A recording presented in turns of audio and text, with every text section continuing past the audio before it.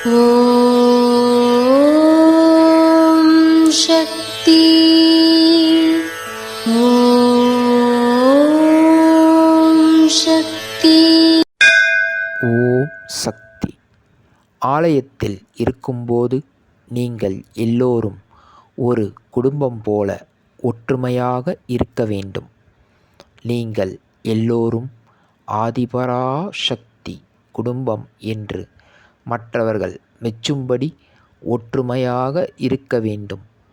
இது அன்னையின் அருள்வாக்கு. குருவடி சரணம், திருவடி சரணம். ஓம் சக்தி.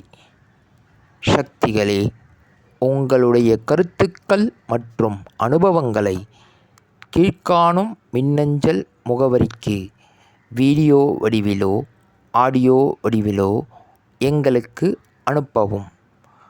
மற்றும் மறுவூர் மகிமை யூடியூப் சேனலை சப்ஸ்கிரைப் செய்யவும். ஓம் சக்தி.